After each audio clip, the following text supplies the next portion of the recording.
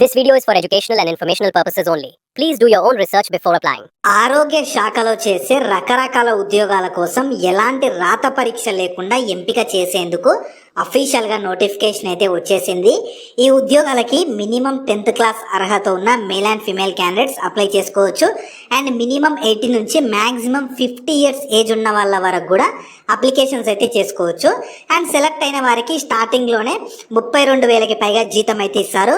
నేను ఇదే వీడియోలో నోటిఫికేషన్కి సంబంధించిన ఫుల్ డీటెయిల్స్తో పాటు సెలక్షన్ ప్రాసెస్ ఎలా అప్లై చేసుకోవాలో కూడా ఇదే వీడియోలో చెప్తాను. వీడియోని మాత్రం చివరి వరకు చూడండి. అలాగే చాలా మంది వీడియోస్ చూస్తున్నారు, అప్లికేషన్స్ చేసుకొని వెళ్తున్నారు, కానీ వీడియోస్ని లైక్ చేయడం లేదు. మీరు ఇచ్చే ఒక లైక్ మాకు ఎంతో ఎంకరేజ్ చేసినట్లు ఉంటుంది. ఇలాంటి మంచి మంచి జాబ్స్ గురించి డైలీ అప్డేట్ చేస్తూ ఉంటాను. సో ఖచ్చితంగా ప్రతి ఒక్కరు వీడియోస్ని లైక్ చేసి స్కిప్ చేయకుండా ఎండ్ వరకు చూడండి.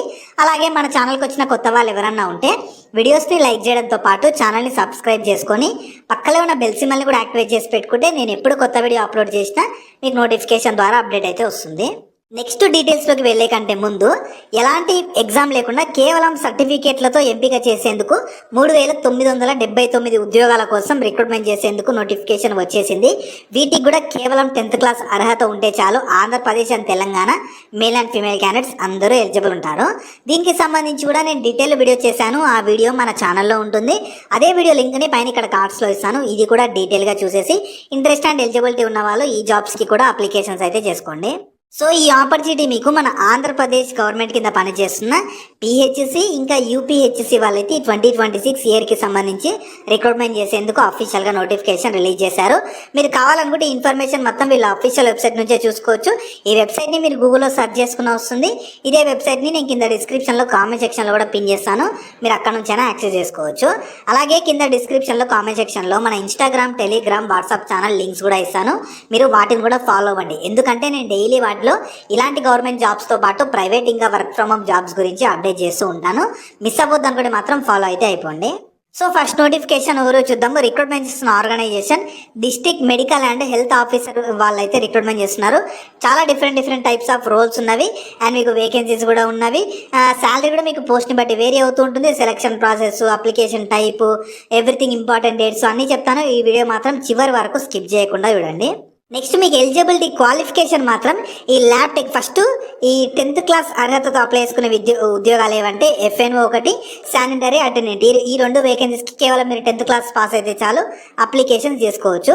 తర్వాత DO వేకెన్సీస్కి డిగ్రీ విత్ PGDCA చేసిన వాళ్ళు ఎలిజిబుల్ ఉంటారు.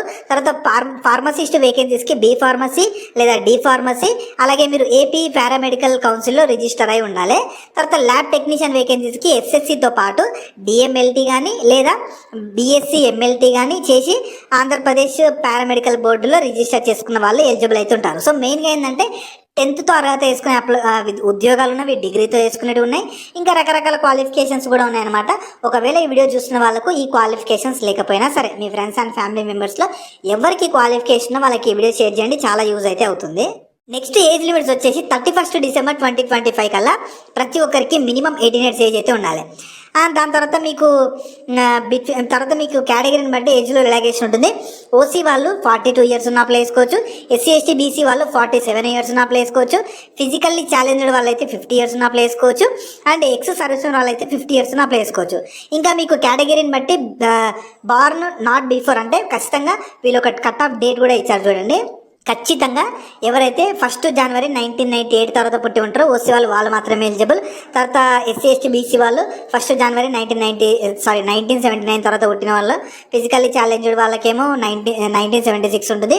తర్వాత ఎక్స్ సర్వీస్ వాళ్ళకు 1976. ఇలా మీకు కేటగిరీని బట్టి ఖచ్చితంగా మినిమం ఏజ్, మ్యాక్సిమం ఏజ్ అన్ని వర్తిస్తున్నాయి అనమాట. ఖచ్చితంగా మీరు కేటగిరీ చూసుకొని అన్ని చూసుకొని క్లియర్గా అప్లికేషన్స్ అయితే చేసుకోండి.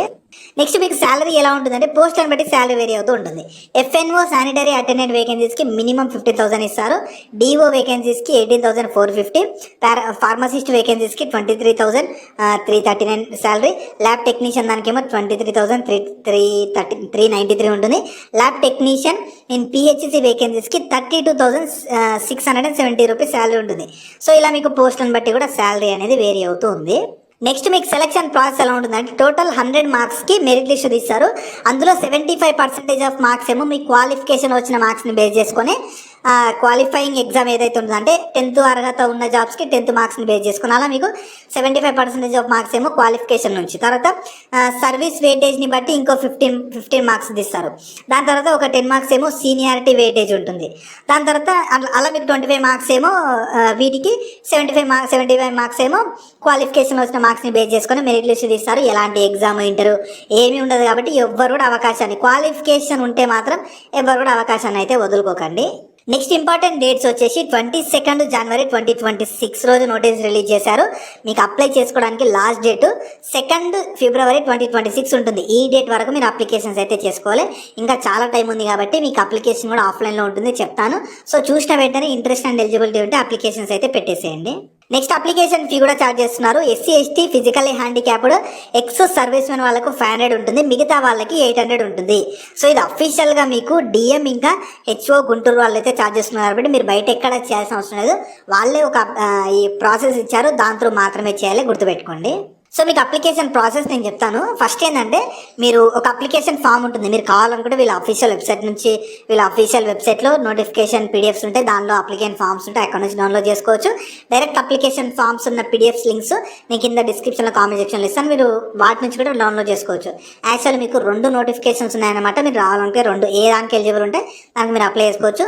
సో మీరు ఏంటంటే నోటిఫికేషన్ పీడిఎఫ్ డౌన్లోడ్ చేసుకుంటే దానిలోనే మీకు కింద అప్లికేషన్ ఫామ్ ఉంటుంది, దాన్ని ప్రింట్అవుట్ తీసుకోండి. దాన్ని ప్రింట్అవుట్ తీసుకొని దాన్ని మొత్తం ఫిల్ చేయాలి.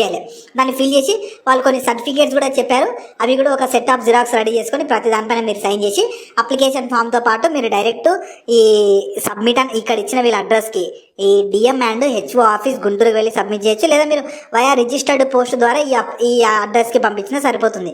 అండ్ మీరు ఫీ కేటగిరీని బట్టి ఫీ ఉన్న వాళ్ళు ఇక్కడ డైరెక్ట్ అకౌంట్ డీటెయిల్స్ ఇచ్చారు, దాని త్రూ చేసేసి ఆ ఫీ చేసినాక పే చేసినాక మీకు ట్రాన్సాక్షన్ ఐడి వస్తుంది కదా, అదే అప్లికేషన్ ఫామ్లో ఖచ్చితంగా రాయాలని చెప్పి కూడా వాళ్ళు క్లియర్గా నోటిఫికేషన్లో అయితే ఇచ్చారు, చూసుకోండి. సో మీకు అప్లికేషన్ ఫామ్ అయితే ఇలా వస్తుంది అనమాట. నేను మళ్ళీ చెప్తున్నాను, కింద డిస్క్రిప్షన్లో కామెంట్ సెక్షన్లో మీకు అప్లికేషన్ ఫామ్స్కి సంబంధించిన పీడిఎఫ్స్ ఉంటాయి, మీరు ఖచ్చితంగా దాన్ని డౌన్లోడ్ చేసుకొని ఫిల్ చేసి సబ్మిట్ చేయాల్సి ఉంటుంది. ఫస్ట్ రైట్ సైడ్లో ఫోటో అతికించాలి. తర్వాత application for the post of, మీకు ఏ పోస్ట్ ఇంట్రెస్ట్ ఉందో, ఏ పోస్ట్కి ఎలిజిబుల్ ఉన్నారో ఆ పోస్ట్ని మీకు ఇక్కడ రాసేసి మీ ఫుల్ నేమ్ క్యాపిటల్ లెటర్స్లో, gender, date of birth, mother name,